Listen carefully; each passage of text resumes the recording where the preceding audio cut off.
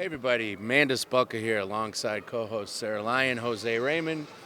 The 2019 New York Pro is a wrap. What a show it was. Jose, let's kick it off with open bodybuilding right away. What do we see here tonight? We saw Juan Morel win his second New York Pro, hotly contested. You know, the top 3, 4 guys, any one of them really could have won it. Nobody ran away with it.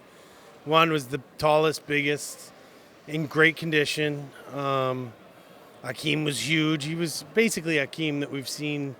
It's not the best version. It's not the worst version. It was Akeem. John, it was a good version of John De La Rosa, who was in fourth. He can still be better. But the talk of this show for me, for my taste, is Milan Shadik, who was a former 212 guy who went up to the Open and blasted everyone, man. He's about 5'8", 230, polished, color, posing, presentation, everything. You know, condition was wild. I was so happy to see that. And, it says a lot for all those guys out there thinking they got to be 250 pounds. You don't. You just got to come and bring it, you know.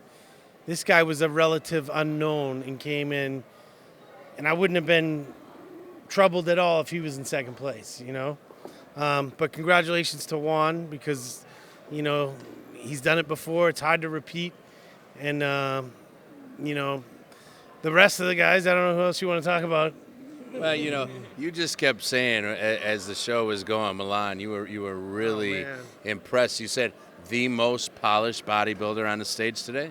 In any division, really. I mean, because he wasn't missing any body parts either. He was a little smaller than everyone else, but so well put together. That's bodybuilding. You know, today, it's a feel-good story because that is bodybuilding. You don't have to be huge to be a terror. That guy was awesome. Sarah, bikini was deep. What did we see there? Yeah, bikini was a very deep lineup. Within that first call out too, I mean, the girls kind of, you could switch them around just as the same as bodybuilding with the placements. It kind of was a toss-up, especially between the winner, Marielle, and Jennifer Dory. Jennifer brought, I think, a little bit of a tighter package to pre-judging versus finals.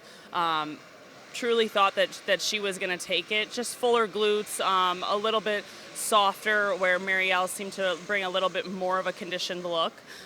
So we're excited to see. I'm excited to see what Marielle continues to do on the stages and see a little bit more of her and see how she continues to develop throughout this year. Looking back at the entire bikini lineup, though, it's one of those things that it's still coming down to your presence, your posing, your hair, your makeup, your tan. All those things play such a factor into it, and you could see the big drop-off, not only in that as the call-outs continued to go, but also in the size and the muscle of the girls. Just a little bit fuller in the first call-out, and as I said, it continued down with each call-out. The second call-out was a little less full, third call-out. So they really are looking for that fine line of bikini, not too hard, not too soft. So it was a great lineup. All the girls brought it. So congratulations to every single girl who walked across this stage. And I'm excited to see some of them in Puerto Rico next week. Absolutely. Going to be an exciting show. We had a men's physique division. Kyron Holden was the favorite going into this show, and he came in, took care of business. Mm-hmm. Anthony Gilkis, a guy whose name we don't hear very often, finished second. And Chala, who finished third in Pittsburgh, finishes third again here in New York. This is a guy who easily could have won this show or finished second. Nobody would have complained. I think we have a lot to see for him coming. But again, it was a Kyron Holden weekend. It was his show. You can see this guy has now put himself into that elite status in the men's physique division, finishing sixth at the Olympia last year, third at the Arnold the beginning of this year, second in Pittsburgh a few weeks ago, and here with the New York Pro title. So congratulations to him. And in classic physique, we had an interesting battle. Alex Cabanero just won Pittsburgh, looked fantastic again here, but we see a rising superstar in the IFBB and this young kid, Keon Pearson. He walked away with the win, but man, that was a deep lineup, Jose. Yeah, yeah. Well, initially in the morning, I had Cambronero solidly winning. I'm like, he's polished. His conditioning was better. And then when they came out for their individual routines at night, Keon looks like Superman by himself. He looks unbeatable by himself. And he did get a little better tonight, just enough to edge out Cambronero. But he ticks all the boxes. That kid, shape, muscularity, and his condition is getting there. He's just wild looking. He's fun to watch pose and entertaining.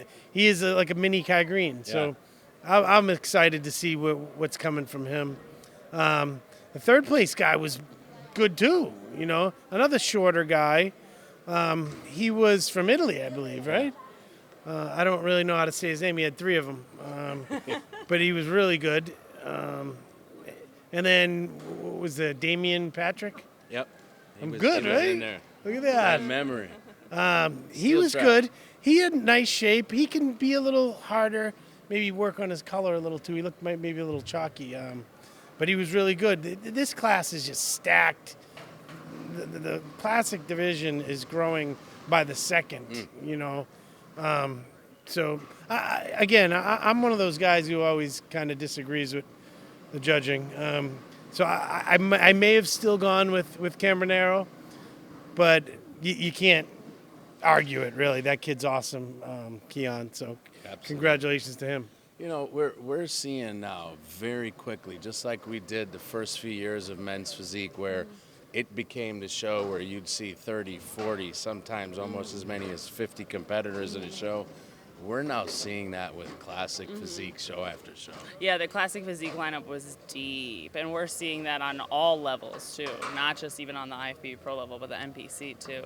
So, to really separate yourself, you gotta consider, like Jose said, checking all the boxes. You gotta consider your conditioning and your shape and too, when you're, especially if you're an NPC competitor and, deciding in between a couple divisions, you need to consider that too for long term.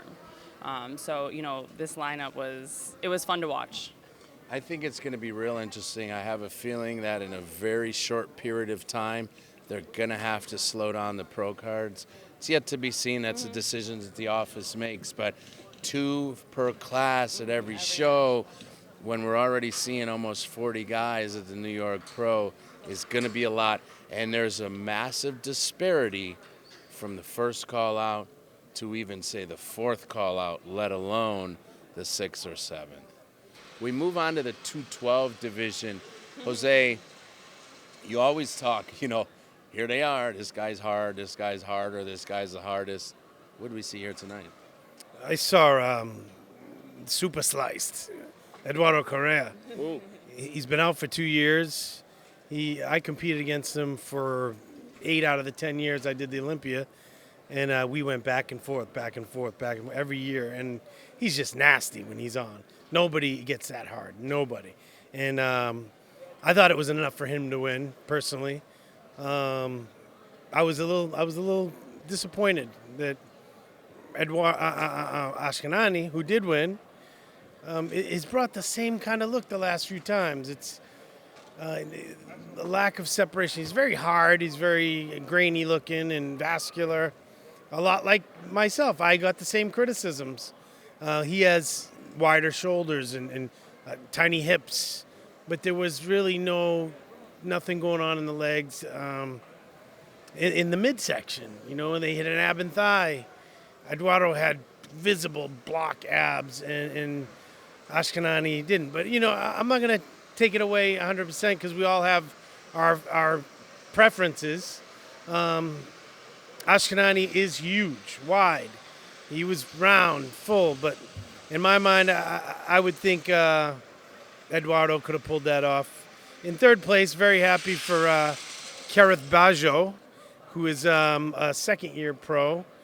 He won the Team Universe, and short guy like myself, short and round, and he was good. I mean, man, it was hard judging this 212 division.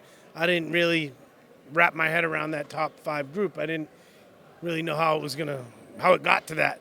But the guy from Korea, older guy, he's like 48 years old, was unbelievable. You know, he's done very well through the last few years. You know, usually New York's a big guy show, Right. and today it was the opposite.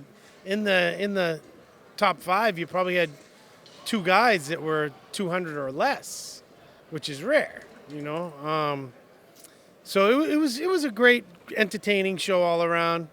Again, I'm a little disappointed Eduardo wasn't able to pull it off, but he'll be back.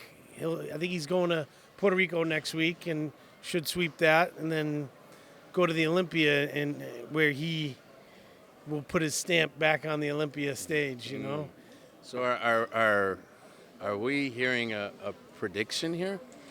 A prediction? Do I think Eduardo will beat Ashkenani at the Olympia? Is that what you're getting at? Do you think Eduardo will win the 2019 Olympia? He could. That's a tall task, you know. Derek Lunsford's pretty nasty. I mean, condition-wise, I'd bet my firstborn, my house, my mother, and everyone else on it. Eduardo will be the hardest guy at the Olympia in any division. But, you know, it depends on what the judges want. So I can't go that far. You know, he has his own flaws. He's not perfect, but he's damn near unbeatable unless you're a Derek Farnsworth type. I'm Derek Lunsford. Yeah, that's a shout out to you, Farnsworth. You know, and I just want to touch on something really quick. Little Randall. Love him. You know, a hardworking guy, not someone anyone would expect we talk about. He was sandwiched between 2 much bigger athletes, and he ended up holding his own in between them. Congratulations to him. He's just a blue-collar guy chipping away. He is. He's another Boston guy. I love him. He's, you know, and he's an emotional guy. He came out from backstage, again, crying. When he turned pro at Nationals, he was crying. And I'm, you know, Passion. It's passion. That's it. Jose. He's a very passionate guy, and that's why he's gotten to where he's at. You know, he's 4'0" and he packs it. You know, he works his ass off to get there. So I'm happy for him. He was over the moon to be top 10. Absolutely. Yeah. Congratulations to you. In figure, it was a lot of girls out here. Everyone was wondering about the girl out of Korea. She was in the first call-outs, looks fantastic. But it was the Jessica Padilla show. She came in to handle business here. She didn't need to do this show, but she wanted to do this show. This was a win she wanted to have, and she walked away with the win. What do we see with the rest of the lineup?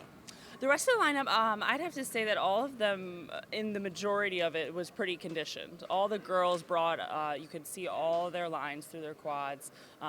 Most of them brought a great stage presence as well, which I think, you know, plays a big factor into it. But like you said, it was a Jessica Padilla show all day. And when she's on, she's on. And she was on today. So it was awesome to see that. You know, I remember when I saw her in Puerto Rico 2 years ago, and that's when I knew that she was going to be someone to kind of keep an eye out for more and more, and she brought it the same package, I would say, that she did that year as well. So it's great to see. I can't wait to see what she does at the Olympia, though. Yeah, well, and you know, she didn't have to do this show. It was a bucket list. It was a title she wanted.